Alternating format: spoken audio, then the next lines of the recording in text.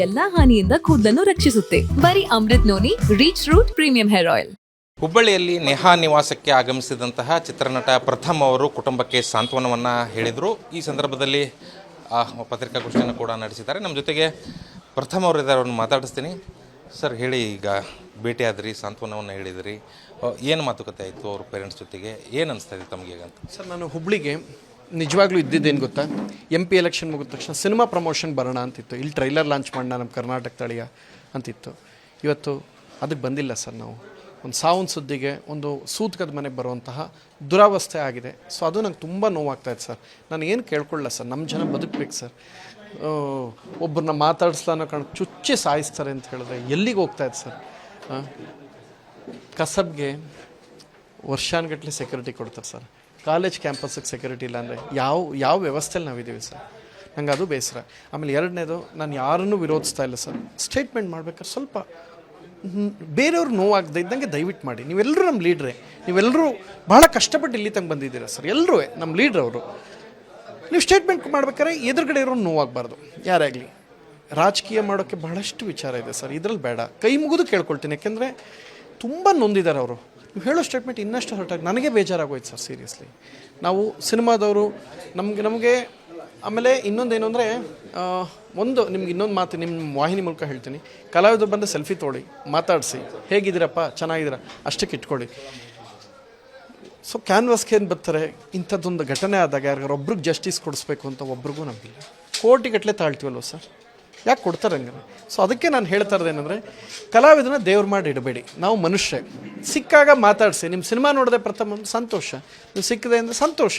ನಮ್ಮನ್ನು ದೇವ್ರು ಮಾಡಬೇಡಿ. ನೀವು ದೇವ್ರು ಮಾಡಿದಾಗ ಏನಾಗುತ್ತೆ, ಅಹಂಕಾರ ಬೆಳೆಯುತ್ತೆ, ನನ್ನಿಂದ ಅವ್ರು ಗೆದ್ದು ಬಿಡುತ್ತೆ. ಸೊ ಯಾವುದಾದ್ರು ಒಬ್ಬ ಮನುಷ್ಯನ ಕಷ್ಟ ಈ ಥರ ಸಾವಾದಾಗ ನಾನು ಅವ್ರ ಧ್ವನಿ ಆಗಿಲ್ಲ ಅಂದಮೇಲೆ ನಾನು ಯಾವ ಕಲಾವಿದ ಸರ್? ಬರೀ ನಾನು ತಿನ್ನೋದು, ನಾನು ಚೆನ್ನಾಗಿರೋದು, ಈವೆಂಟ್ಸ್ ಕೊಟ್ಟೋಗೋದು, ಕಾಲೇಜ್ ಫೆಸ್ಟ್ ಕೊಟ್ಟೋಗೋದು, ದುಡ್ಡು ಮಾಡ್ಕೊಳ್ಳೋದು, ಇದಿಷ್ಟೇ ಜೀವನನ? ಅದು ಬದುಕೋದು? ಅಂಥದ್ದೊಂದು ಬದುಕೋಗೊಂದು ಅರ್ಥ ಇದೆಯಾ ಸರ್? ನನ್ನ ಜೀವನದಲ್ಲಿ ನಾನು ಮಾತ್ರವಲ್ಲ, ನನ್ನ ಕೂದಲು ಕೂಡ ಆಗಿರ್ಬೇಕು ಸ್ಟ್ರಾಂಗ್ ಅಂಡ್ ಸ್ಟೈಲಿಶ್. ಬರೀ Amrut noni reach root premium hair ಆಯಿಲ್ ನೊಂದಿಗೆ. Reach root premium hair oil. ಹುಬ್ಬಳ್ಳಿಯಲ್ಲಿ ನೇಹಾ ನಿವಾಸಕ್ಕೆ ಆಗಮಿಸಿದಂತಹ ಚಿತ್ರನಟ ಪ್ರಥಮ್ ಅವರು ಕುಟುಂಬಕ್ಕೆ ಸಾಂತ್ವನವನ್ನು ಹೇಳಿದರು. ಈ ಸಂದರ್ಭದಲ್ಲಿ ಪತ್ರಿಕಾಗೋಷ್ಠಿಯನ್ನು ಕೂಡ ನಡೆಸಿದ್ದಾರೆ. ನಮ್ಮ ಜೊತೆಗೆ ಪ್ರಥಮ್ ಅವರು ಇದ್ದಾರೆ, ಅವ್ರನ್ನ ಮಾತಾಡಿಸ್ತೀನಿ. ಸರ್ ಹೇಳಿ, ಈಗ ಭೇಟಿಯಾದ್ರಿ, ಸಾಂತ್ವನವನ್ನು ಹೇಳಿದ್ರಿ, ಏನು ಮಾತುಕತೆ ಆಯಿತು ಅವ್ರ ಪೇರೆಂಟ್ಸ್ ಜೊತೆಗೆ, ಏನು ಅನಿಸ್ತಾ ಇದೆ ತಮಗೆ ಅಂತ? ಸರ್, ನಾನು ಹುಬ್ಳಿಗೆ ನಿಜವಾಗ್ಲೂ ಇದ್ದಿದ್ದೇನು ಗೊತ್ತಾ, MP ಎಲೆಕ್ಷನ್ ಮುಗಿದ ತಕ್ಷಣ ಸಿನಿಮಾ ಪ್ರಮೋಷನ್ ಬರೋಣ ಅಂತಿತ್ತು. ಇಲ್ಲಿ ಟ್ರೈಲರ್ ಲಾಂಚ್ ಮಾಡೋಣ ನಮ್ಮ ಕರ್ನಾಟಕ ತಳಿಯ ಅಂತಿತ್ತು. ಇವತ್ತು ಅದಕ್ಕೆ ಬಂದಿಲ್ಲ ಸರ್. ನಾವು ಒಂದು ಸಾವನ್ ಸುದ್ದಿಗೆ ಒಂದು ಸೂತಕದ ಮನೆಗೆ ಬರುವಂತಹ ದುರಾವಸ್ಥೆ ಆಗಿದೆ. ಸೊ ಅದು ನಂಗೆ ತುಂಬ ನೋವಾಗ್ತಾಯಿದೆ ಸರ್. ನಾನು ಏನು ಕೇಳ್ಕೊಳ್ಳ ಸರ್, ನಮ್ಮ ಜನ ಬದುಕಬೇಕು ಸರ್. ಒಬ್ಬರನ್ನ ಮಾತಾಡಿಸ್ಲಾನೋ ಚುಚ್ಚಿ ಸಾಯಿಸ್ತಾರೆ ಅಂತ ಹೇಳಿದ್ರೆ ಎಲ್ಲಿಗೆ ಹೋಗ್ತಾಯಿದೆ ಸರ್? ಕಸಬ್ಗೆ ವರ್ಷಾನುಗಟ್ಟಲೆ ಸೆಕ್ಯೂರಿಟಿ ಕೊಡ್ತಾರೆ ಸರ್. ಕಾಲೇಜ್ ಕ್ಯಾಂಪಸ್ಸಿಗೆ ಸೆಕ್ಯೂರಿಟಿ ಇಲ್ಲ ಅಂದರೆ ಯಾವ ವ್ಯವಸ್ಥೆಯಲ್ಲಿ ನಾವಿದ್ದೀವಿ ಸರ್? ನಂಗೆ ಅದು ಬೇಸರ. ಆಮೇಲೆ ಎರಡನೇದು, ನಾನು ಯಾರನ್ನೂ ವಿರೋಧಿಸ್ತಾ ಇಲ್ಲ ಸರ್. ಸ್ಟೇಟ್ಮೆಂಟ್ ಮಾಡ್ಬೇಕಾದ್ರೆ ಸ್ವಲ್ಪ ಬೇರೆಯವ್ರು ನೋವಾಗದೆ ಇದ್ದಂಗೆ ದಯವಿಟ್ಟು ಮಾಡಿ. ನೀವೆಲ್ಲರೂ ನಮ್ಮ ಲೀಡ್ರೇ, ನೀವೆಲ್ಲರೂ ಭಾಳ ಕಷ್ಟಪಟ್ಟು ಇಲ್ಲಿ ತಂಗೆ ಬಂದಿದ್ದೀರಾ ಸರ್. ಎಲ್ಲರೂ ನಮ್ಮ ಲೀಡ್ರ್ ಅವರು. ನೀವು ಸ್ಟೇಟ್ಮೆಂಟ್ ಮಾಡ್ಬೇಕಾದ್ರೆ ಎದುರುಗಡೆ ಇರೋ ನೋವಾಗಬಾರ್ದು ಯಾರಾಗಲಿ. ರಾಜಕೀಯ ಮಾಡೋಕ್ಕೆ ಬಹಳಷ್ಟು ವಿಚಾರ ಇದೆ ಸರ್, ಇದರಲ್ಲಿ ಬೇಡ. ಕೈ ಮುಗಿದು ಕೇಳ್ಕೊಳ್ತೀನಿ, ಯಾಕೆಂದರೆ ತುಂಬ ನೊಂದಿದ್ದಾರೆ ಅವರು. ನೀವು ಹೇಳೋ ಸ್ಟೇಟ್ಮೆಂಟ್ ಇನ್ನಷ್ಟು ಹೊರಟಾಗಿ ನನಗೆ ಬೇಜಾರಾಗೋಯ್ತು ಸರ್, ಸೀರಿಯಸ್ಲಿ. ನಾವು ಸಿನಿಮಾದವರು ನಮಗೆ ಆಮೇಲೆ ಇನ್ನೊಂದೇನು ಅಂದರೆ, ನಿಮ್ಗೆ ಇನ್ನೊಂದು ಮಾತು ನಿಮ್ಮ ವಾಹಿನಿ ಮೂಲಕ ಹೇಳ್ತೀನಿ. ಕಲಾವಿದರು ಬಂದು ಸೆಲ್ಫಿ ತೊಗೊಳ್ಳಿ, ಮಾತಾಡಿಸಿ, ಹೇಗಿದ್ದೀರಪ್ಪ, ಚೆನ್ನಾಗಿದ್ದೀರಾ, ಅಷ್ಟಕ್ಕೆ ಇಟ್ಕೊಳ್ಳಿ. ಸೊ ಕ್ಯಾನ್ವಾಸ್ಗೆ ಏನು ಬರ್ತಾರೆ, ಇಂಥದ್ದೊಂದು ಘಟನೆ ಆದಾಗ ಯಾರಿಗಾರು ಒಬ್ರಿಗೆ ಜಸ್ಟಿಸ್ ಕೊಡಿಸ್ಬೇಕು ಅಂತ ಒಬ್ರಿಗೂ ನಮಗಿಲ್ಲ.